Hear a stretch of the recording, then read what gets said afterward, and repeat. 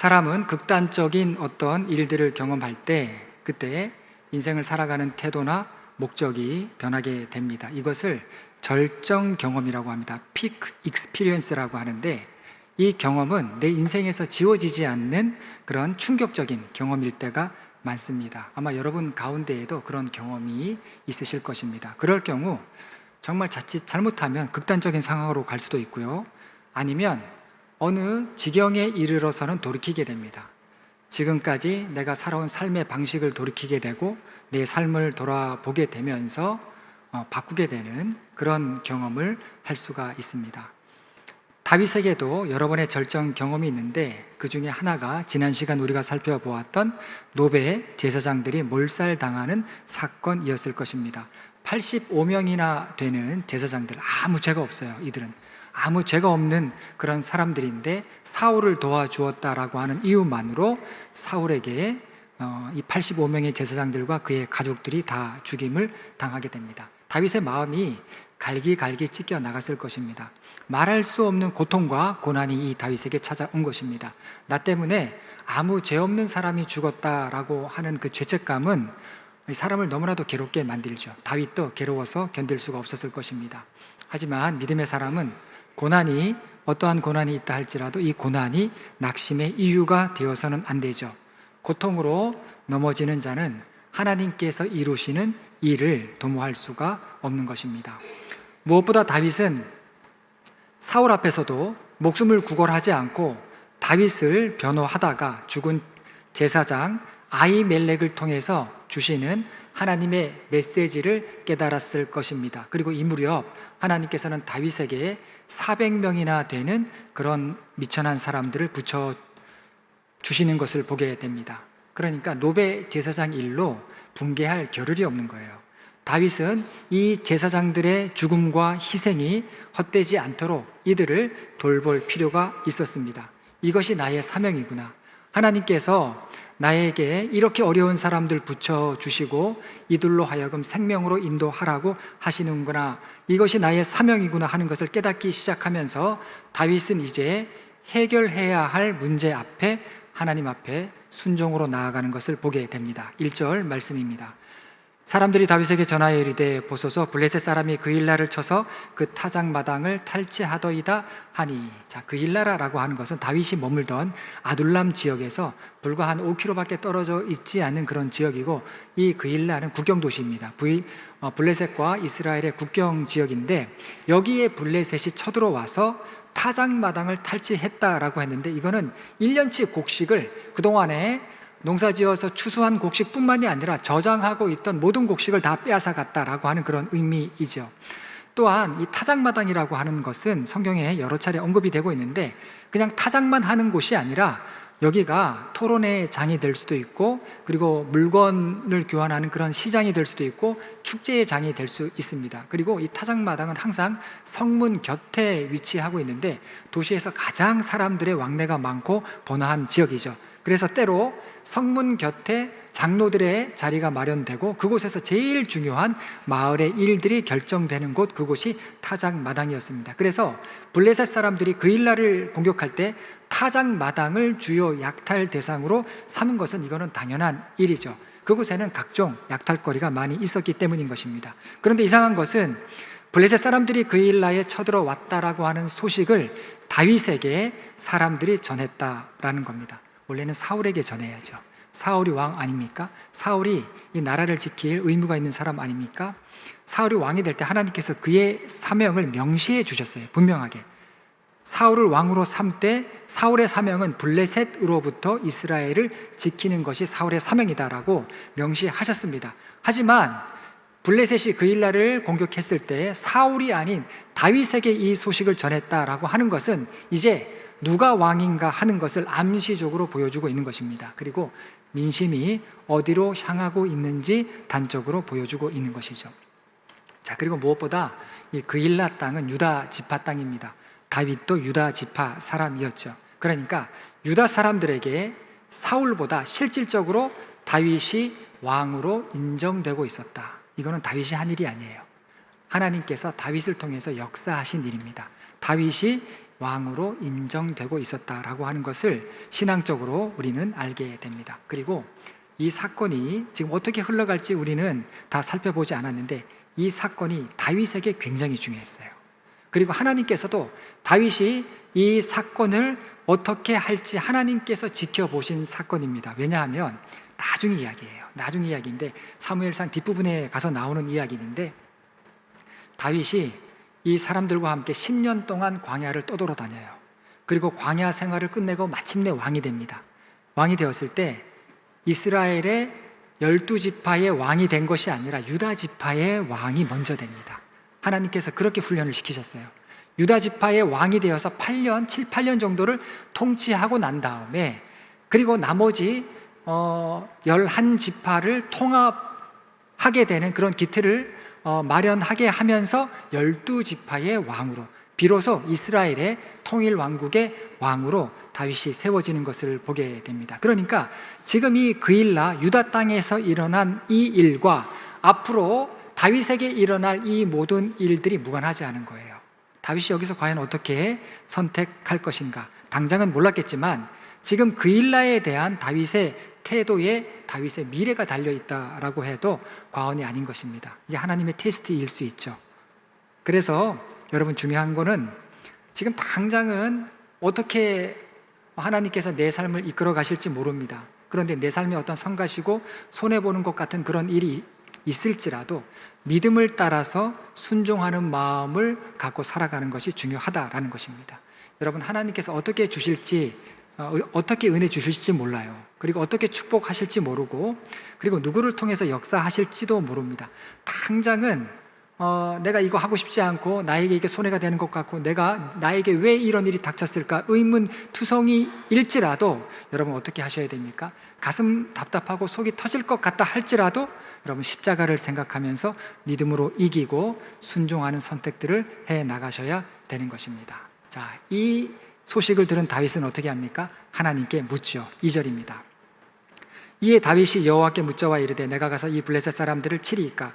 여호와께서 다윗에게 이르시되 가서 블레셋 사람을 치고 그일라를 구원하라 하시니. 자, 다윗은 아직 왕이 되지 않았지만 다윗은 그일라의 블레셋 사람들이 침공했다라고 하는 이 소식을 외면하지 않습니다. 그리고 하나님께 물었죠. 여러분 다윗이 굉장히 달라진 거예요. 우리가 이전에 다윗이 블레셋으로 도망가고 또 제사장 아히멜렉을 찾아가는 그런 말씀들을 살펴보았는데 그렇게 도망 다닐 때 다윗은 하나님께 묻지 않아요. 그런데 처음으로 지금 도망 중에 하나님께 묻는 다윗을 보게 됩니다. 그러니까 블레셋으로 가드 왕에게 피신했을 때 그 가드 왕에게 갔을 때 그 실패와 그리고 노베에서 제사장들이 죽어나갈 때 이 노베 아픔을 통해서 다윗이 각성되었던 거예요. 지금 나의 상황에서 하나님의 뜻대로 사는 삶이 무엇인가? 죽는 것이 두려워서 막 이렇게 도망 다녔는데 그러한 삶에 쫓기는 그런 삶이 아니라 지금 하나님의 뜻이 어디에 있고 내가 어떻게 하나님 앞에 살아야 할 것인가, 이것을 다윗은 조금씩 알아가게 되었던 것입니다. 여러분, 이처럼 고난을 즐겨하는 사람은 없습니다만 고난은 때로 우리 믿음을 깨어나게 하는 것입니다. 실패와 아픔과 좌절과 절망 같은, 이게 내가 꺾이는 경험이에요.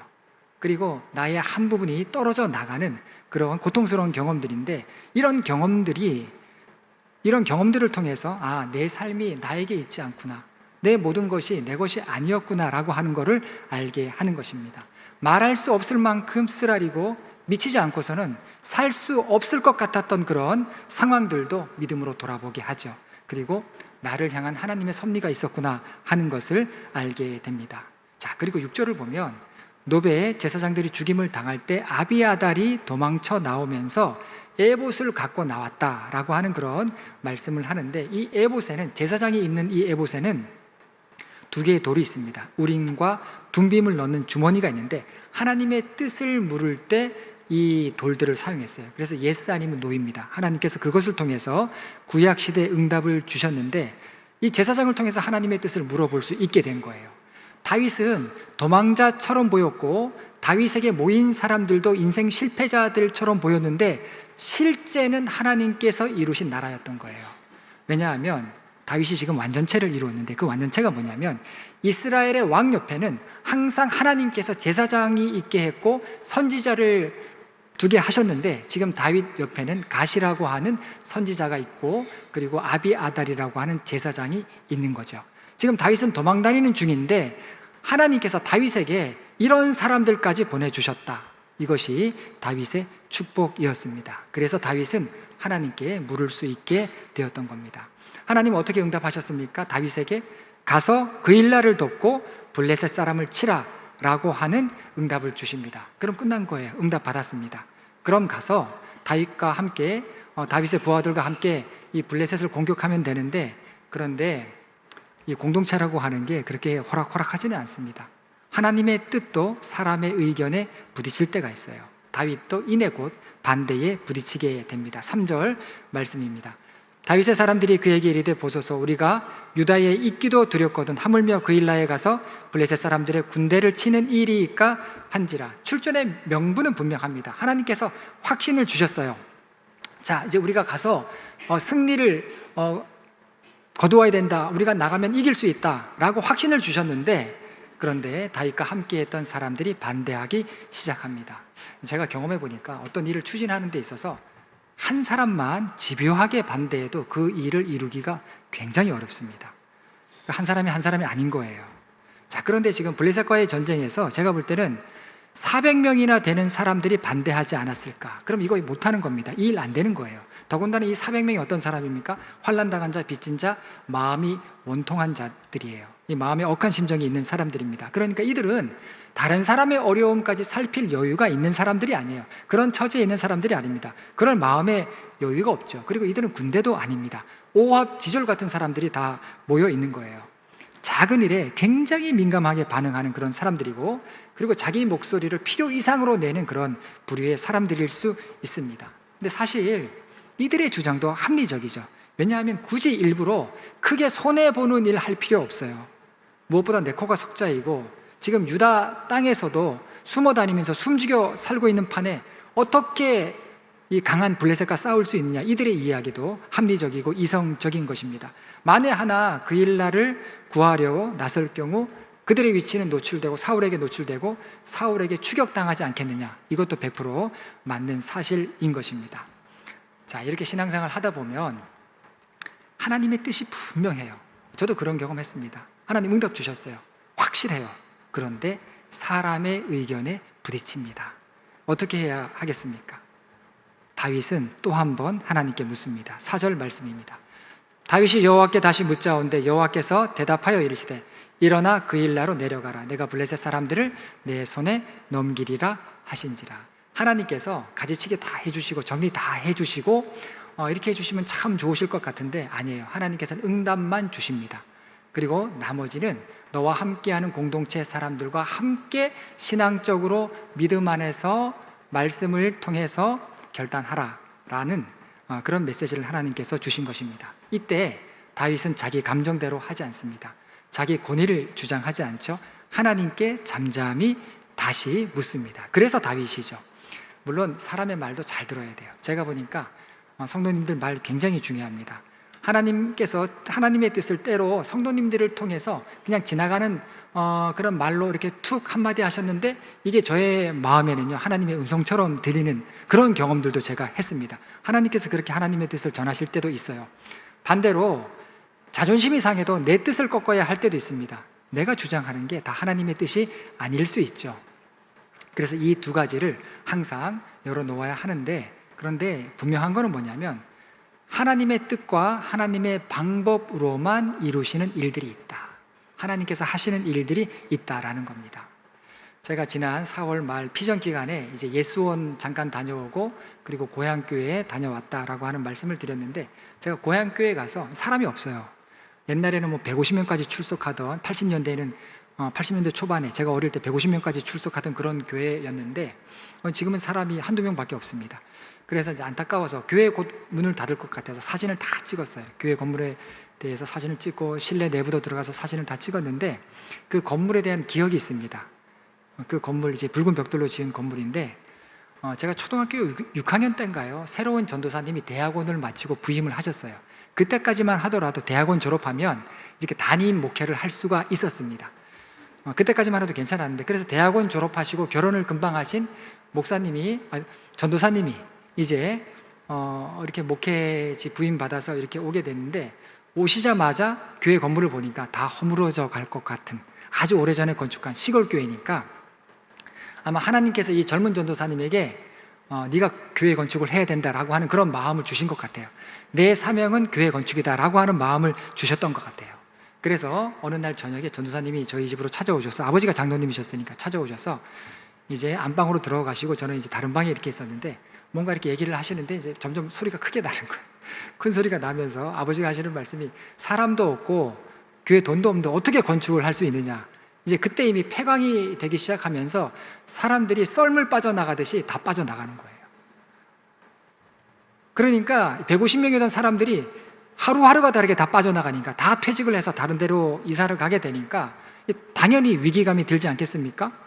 건물은 오래됐지만 사람은 없고 당연히 건축을 할 수가 없죠. 그런데 아마 이 전도사님도 응답을 확신했던 것 같아요. 물러서지 않더라고요. 그래서 하나님께서 아마 그 전도사님에게 분명한 마음을 주신 것 같습니다. 그래서 큰 소리가 한참 나는 걸 제가 들었는데, 그런데 결국 몇 년 뒤에 건축을 해요. 건축을 한 교회가 지금 그렇게 남아있는데, 그 사이에 저는 중학교 들어가면서 서울로 이제 유학을 온 거예요. 형님 따라서 서울로 유학을 와서 그 사이에 어떻게 건축이 이루어졌는지는 모르는데, 나중에 건축되고 나서 아버지가 이렇게 교회를 바라보시면서 아주 흐뭇하게 말씀을 하시는데, 뭐라고 말씀하시냐면, 글쎄 전도사님이 광림교회에다가 편지를 보내갖고 우리 교회 건축하는데 돈이 없다고 그래서 좀 도와달라라고 편지를 보냈는데, 세상에 광림교회에서 그 건축 비용을 다 대서 교회 건축을 할 수 있게 됐다고 너무 흡족해 하시면서 엄청 좋아하시면서 그런 웃으시던 모습이 제 귀에 생생합니다. 그 당시 건축 비용이 3천만 원이었어요. 3천만 원.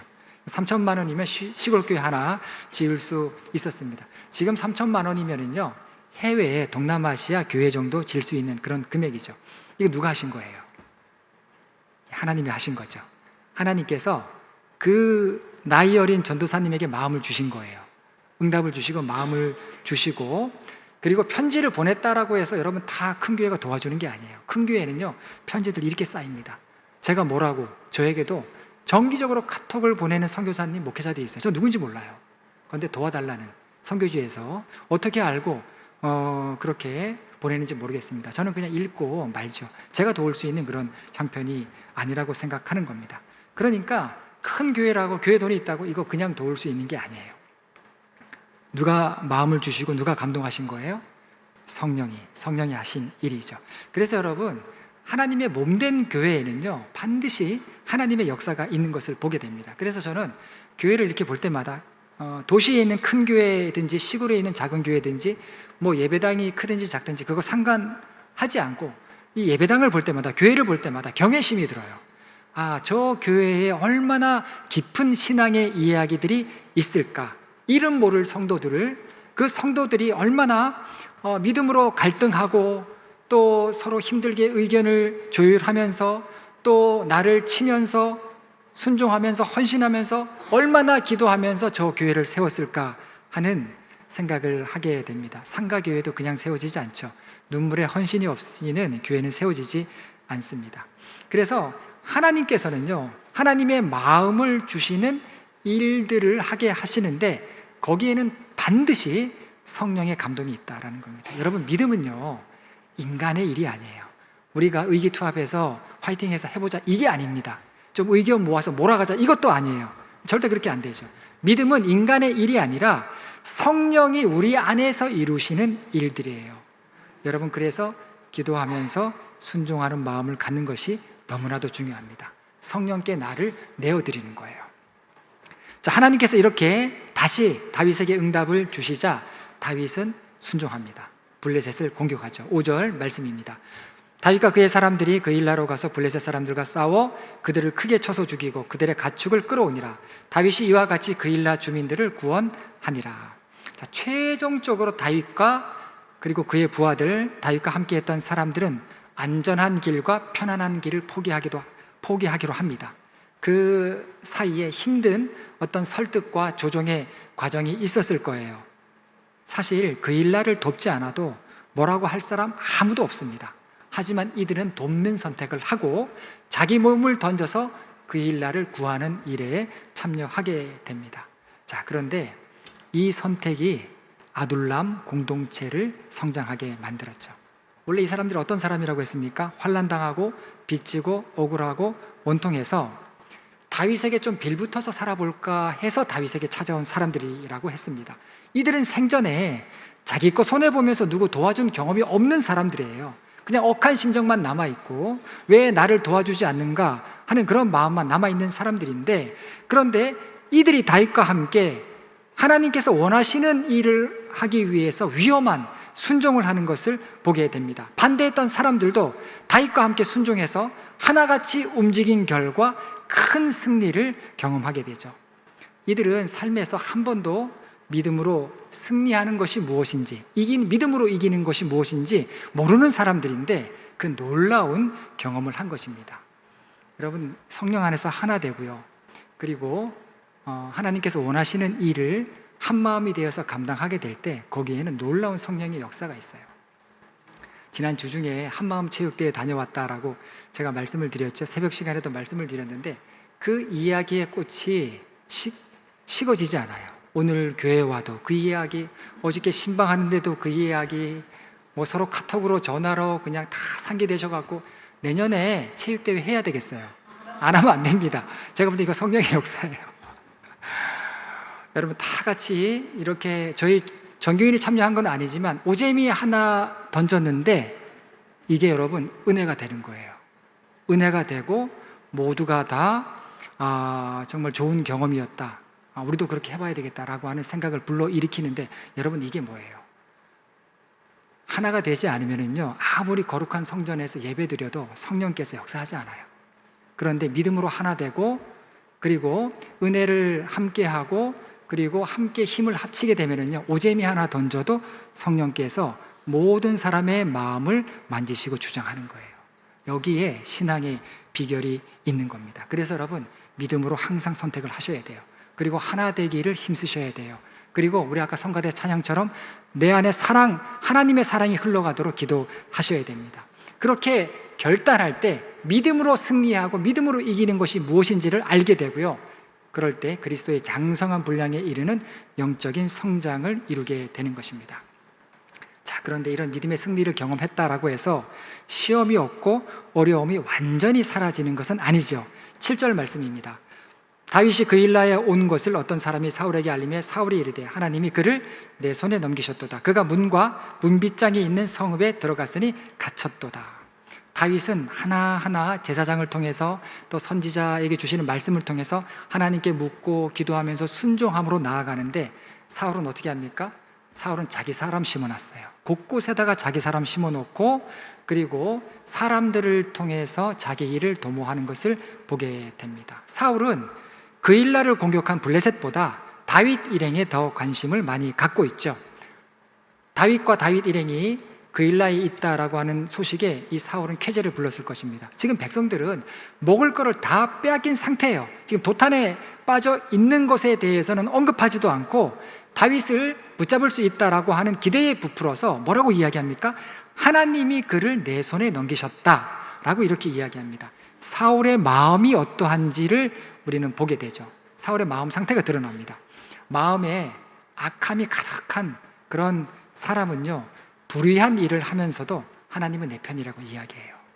마음에 선한 것이 눈꼽만치도 없는데도 기도하면서 하나님 나를 도우실 줄로 믿습니다, 이렇게 기도하면서 착각하죠. 지금 사울 주변에는요 하나님의 사람이 없어요. 하나님의 뜻을 물을 수도 없습니다. 사울이 제사장들 다 죽였잖아요. 사무엘도 떠났잖아요. 그럼에도 사울은 여전히 하나님은 내 편이라고 만용을 부리고 있지 않습니까? 악한 사람의 특징이에요. 역설적인 것은 블레셋의 손에서 이스라엘을 구원하도록 부름받은 사울 왕이 블레셋으로부터 그 일날을 구한 다윗을 죽이려고 한다라고 하는 것. 사울은 하나님께서 주신 사명을 포기했습니다. 그리고 같은 사명을 위해서 일하는 동역자까지도 방해하는 사람이 되었죠. 여러분, 그래서 항상 늘 이야기하지만 너무 미워하는 마음 갖지 마시라고. 누군가 미운 생각이 들 때 그 미움의 노예가 되면요, 사울처럼 됩니다. 사리 판단을 못해요. 분별력을 잃어버리죠. 그래서 너무 미워하시면 안 돼요. 오히려 하나님의 마음을 갖도록, 또 하나님의 은혜가 내 마음에 채워지도록 끊임없이 매 순간 매일같이 하나님 앞에 간구하시고 기도하셔야 됩니다. 자, 이렇게 사울의 포위망이 좁혀오자 다윗은 또다시 선택을 해야 합니다. 선택을 해야 된다라고 하는 것은 잠 못 이룰 만큼의 마음의 갈등이 내 안에 있다라는 거예요. 우리도 갈등이 많지 않습니까? 이렇게 해야 될까, 저렇게 해야 될까, 어떻게 살아야 될까 하는 걱정, 갈등, 우리 마음속에 끊이지 않습니다. 그일라에 있는 것이 안전한지 아니면 다시 광야로 나가야 할지, 사울이 그일라를 포위하면 그일라 사람들은 다윗을 사울에게 내어줄지 아니면 다윗을 보호할지, 노베 사건처럼 그일라 사람들이 사울을 이 다윗을 도와주고 이 다윗과 함께 있었다라고 해서 사울이 이 그일라 사람들 다 죽일 것은 아닌지, 여러 가지 마음속의 생각과 갈등들이 있었을 것입니다. 이렇게 승리 이후에도, 믿음의 승리를 경험한 이후에도 문제가 터지죠. 여러분, 우리 삶에도 항상 문제는 끊이지 않습니다. 그런데 문제가 찾아오더라도 너무 낙심하지 마시기 바랍니다. 왜냐하면 이게 하나님의 목적이에요. 하나님의 목적이 뭐냐면, 하나님 우리가 아무 문제 없이 살기를 원하시는 게 아니에요.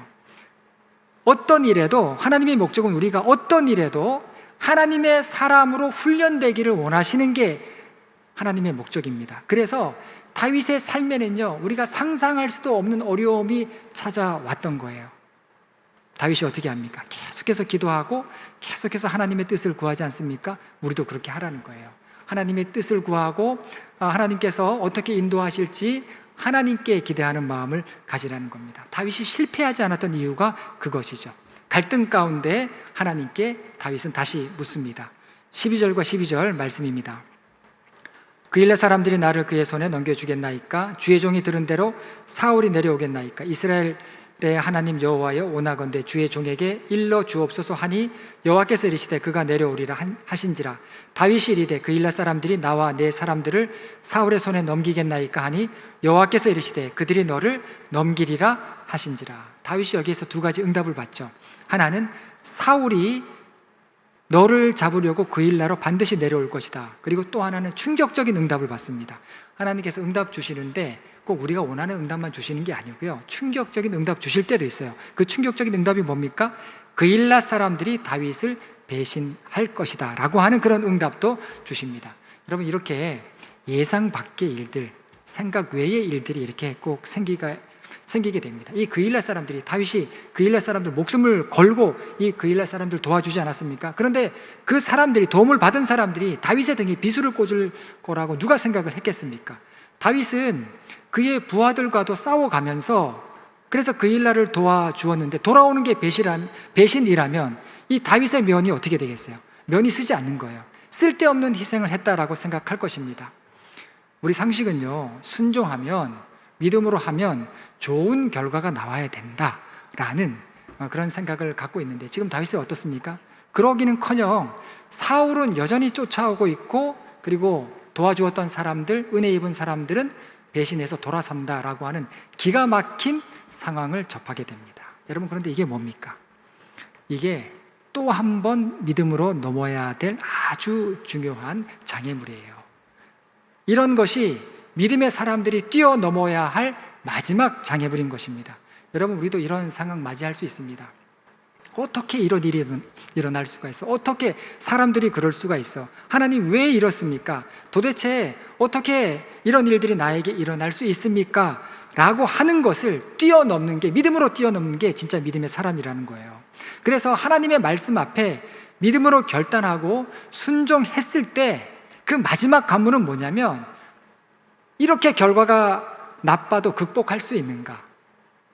그리고 내가 생각하지 못한 그런 일들이 일어날 때에도, 상황이 이렇게 더 나빠지는데도 불구하고 내가 여전히 하나님 예배하고 하나님 붙들 수 있는가 하는 것입니다. 시험 들 일 많죠.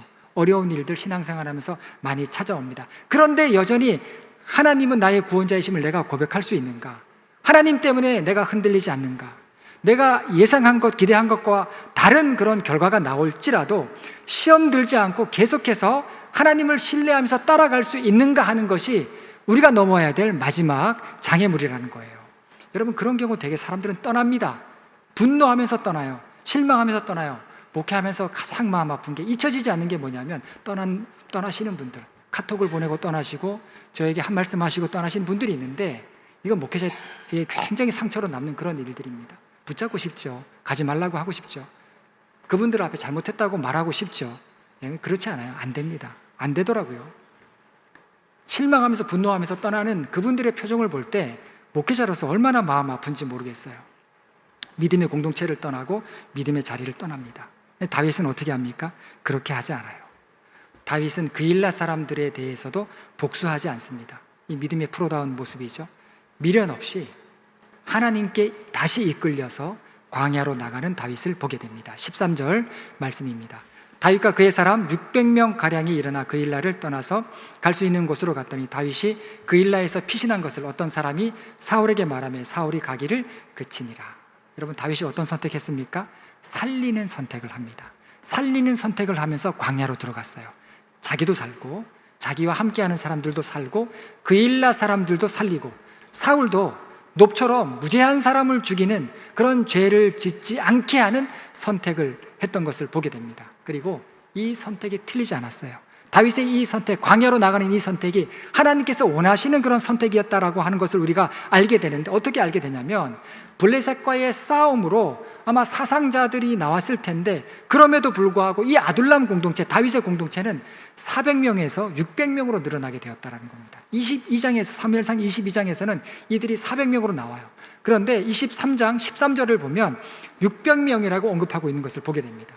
그일라를 돕고 난 이후에, 그 이후에 그일라 사람들이 다윗 공동체로 들어왔다라고 추정할 수 있는 그런 부분이죠.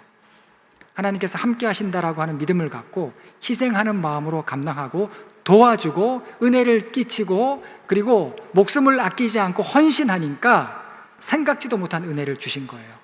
다윗에게 반대했던 사람들도 그일라 사람들의 배신에 대해서 더 이상 토를 달지 못했을 것입니다. 오히려 하나님이 우리와 함께 하셨구나, 우리가 하나님의 기이하고 놀라운 일들을 경험했구나, 그들의 가슴이 벅찼을 거예요. 광야로 나가는데도 그들은 패배자의 모습이 아니라 찬송을 부르며 광야로 나갔을 것입니다.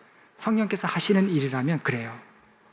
만약 다윗이 그일라 돕는 일을 포기하고 우리 살기도 바쁜데 우리가 어떻게 도와줘? 라고 하면서 힘을 아끼고 자기 사람들 늘리려고 했다라고 한다면 이런 경험, 이런 성장 할 수 없었을 것입니다.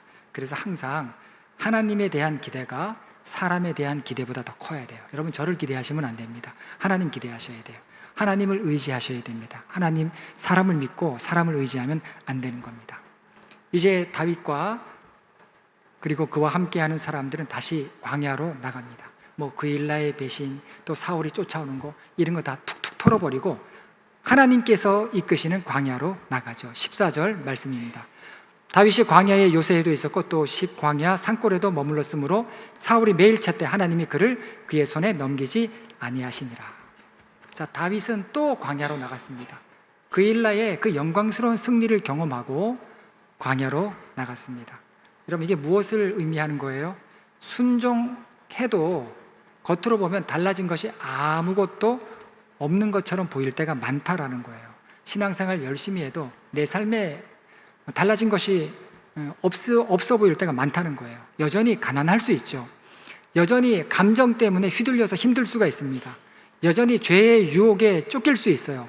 여전히 내 삶이 너무 답답하게 살아가는 것처럼 보일 때가 있습니다. 다윗도 여전히 광야에서 헤매이게 됩니다. 그런데 똑같은 게 아니라는 거예요. 14절 말씀에 뭐라고 되어 있습니까? 사울이 매일 찾되 하나님이 그를 그의 손에 넘기지 아니하시니라. 겉으로는 비슷하게 보여도 하나님의 명령에 순종해서 그일라를 돕고 또 은혜 끼치는 일을 하고 선한 마음으로 희생하는 그런 하나님의 뜻이 있는 선택을 했을 때 하나님께서 다윗과 함께 하셨다라는 것입니다. 다윗은 순종하기 전에는 쫓기는 사람이었어요. 그런데 이제는 하나님의 부르심을 받은 사람이 됩니다. 그리고 다윗은 이제 내가 지켜야 할 하나님의 법도가 있구나, 그리고 내가 나 자신만을 위해서 살아가는 것이 아니라 나에게 사명이 있구나, 내가 돌볼 사람이 있고 내가 이 사람들과 함께 뜻을 이루어야 할 하나님의 섭리가 있구나 하는 것을 분명히 알게 되는 그런 다윗이 되었습니다. 이제 다윗은요, 신출귀몰하면서 도망하는 사람이 아니라 여전히 끊이지 않는 문제와 여전한 갈등 속에서 믿음으로 해결해 나가는 그런 일을 감당하는 사람이 된 것입니다. 그래서 광야는 도피처가 아니었죠. 다윗과 그와 함께한 사람들에게 광야는 요새가 되었습니다. 그리고 이들은 더 이상 쫓기는 사람이 아니라 목자 없이 유리하는 백성들을 위해서 부름받은 사람이 된 것을 보게 됩니다. 다윗의 삶이 역전되기 시작한 거예요. 어려움이 있을 때마다 하나님 앞에 엎드리는 여러분들 되시기 바랍니다. 그리고 내 마음이 혼란스럽고 답답하고 그리고 복잡하고 흔들릴 때 하나님의 마음이 있는 곳에 여러분 마음을 꼭 두시기 바랍니다. 그런 순종이 있을 때 하나님께서 우리 모두와 함께하는 그런 은혜 가운데 우리가 살아가게 될 줄로 믿습니다. 기도하시겠습니다. 하나님, 이 세상 기준으로 살아가는 저희가 아니라 하나님의 마음에 있는 곳에 우리 마음도 있게 하시고 하나님께서 있기 원하시는 믿음의 자리에 우리의 삶이 있는 그런 은혜가 있고 복된 삶을 살아갈 수 있는 저희 될 수 있도록 인도하여 주시옵소서. 예수님의 이름으로 기도합니다. 아멘.